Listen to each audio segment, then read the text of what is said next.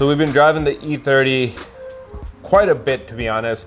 And with that, I haven't really touched the E36 at all, but there's also a reason for that. In the last E36 video, you guys did see that we did a number of little changes to the car to get the suspension kind of dialed in. We rolled the fenders, that didn't really help too much. And then we even switched out the tires from the front to the rears because they had kind of a lower, they were a little bit less aggressive, so we switched that out and the car is still rubbing just a little bit. I ended up putting the dampening on all four corners to the most aggressive setting, and even then, the car is still rubbing a little bit, which I don't want it to cause any wear and tear on the tire or the fender itself. So today, we need to raise the car up a little bit in the rear, get both sides even, because I think it's only rubbing on this back right side. And then hopefully we can start driving this thing a little bit more. And then we gotta fix the other issue, which is the horrible exhaust note that we have.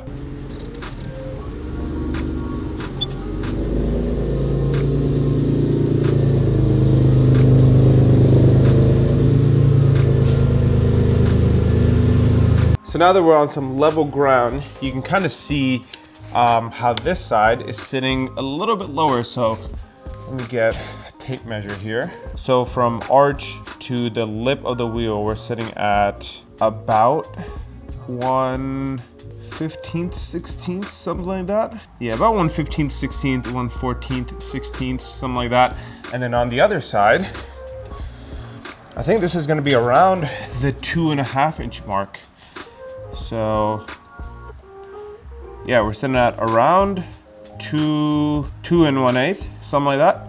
So we do need to go up maybe 1/4 of an inch. The reason I've been holding this off so long is for this exact reason. Like, I genuinely didn't want to do all this work for such a small change, but to get this car running again, we kind of have to, which is unfortunate because I really liked the way it was sitting and the height that we were at. But again, I don't think 1/4 of an inch is gonna make much of a difference. So let's go ahead and just start getting to it. One thing I do wanna say though, moving the rear tires to the front, like look at that, that looks really good. I'm really happy that that still fits, but it also looks amazing too. So I think we might even throw a tiny like 5mm spacer on the front, but then the rears, yeah, we'll kind of have to just see what the ride height change looks like first, and then we can kind of accommodate fitment and get that like where I want it to be. But it also could be an alignment issue because obviously I don't have an alignment on the car, so maybe the toe's off or something, I don't know, but we'll start with the ride height and go from there. So we got the wheel off, and the goal here is to basically get the fender to kind of sit right on this line right there. What makes this so annoying is the fact that our spring perch is actually bolted in from the bottom. You can kind of see the bolt right there. So we got to loosen up that, then do the strut, and then we can go ahead and adjust the ride height via the spring. So not the easiest. I wish we could just unbolt the strut and then we could drive this thing.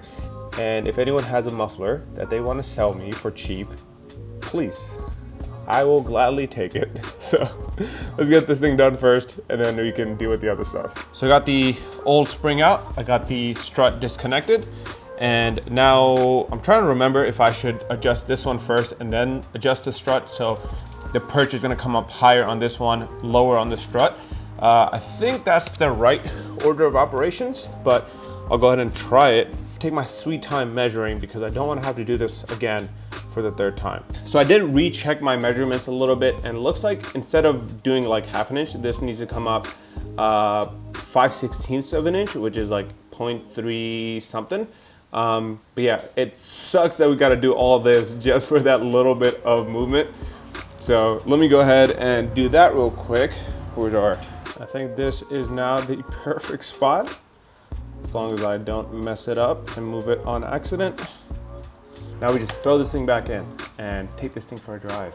Now, the moment of truth, we got everything tightened up.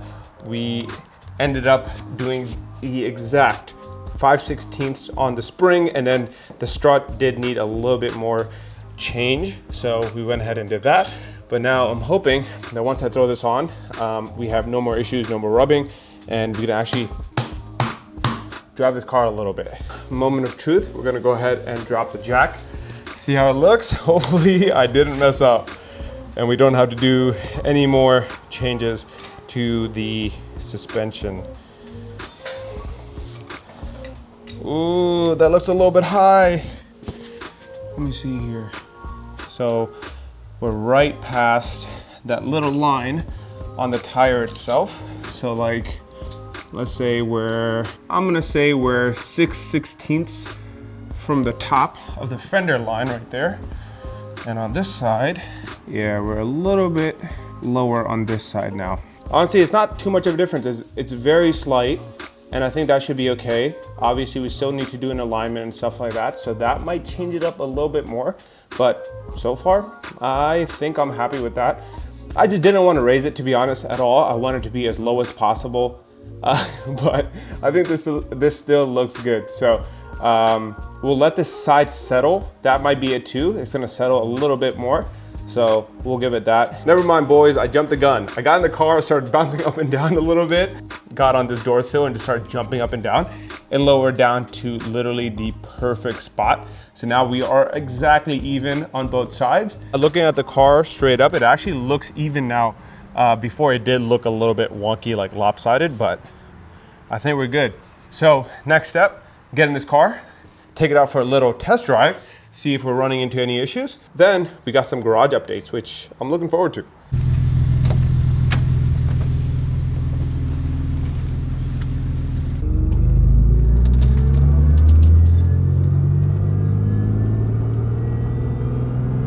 Nothing yet. Coming up to a little hill here.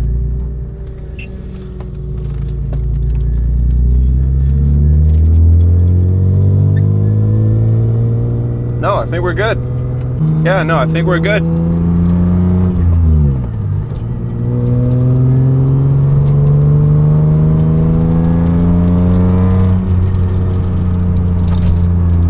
The amount of creaking that comes out of this car is insane though. Yeah, we just hit a few bumps, not hearing anything, which is a good sign. Now that being said, the E36 is up for sale and I have another project in mind that I want to get to. So if anyone who's watching this is interested in buying a low mileage, fully freshly rebuilt motor E36 M3, hit me up on Instagram. Let me know down in the comments below if you're interested and we can work something out. But I think that's gonna be it for today. We got some more car stuff going on here in the next few weeks. We got a bunch of other parts sitting around the garage. We got the garage upgrades, pressure washer, and then this thing is gonna be going to a shop hopefully here soon, just so they can kind of get a full inspection done on the car, identify if there's any other issues that need to get done. And then we still have that P1029, whatever that code is. Hopefully they'll look into that as well and address any of the concerns there. So I wanna make sure I get this car into tip-top shape before doing anything else, but that is gonna take a little bit more time. And if anyone else is interested in the meantime, let me know. I'm sure we can work something out. But with that, thank you all for watching and I'll see you guys on the next one. Peace.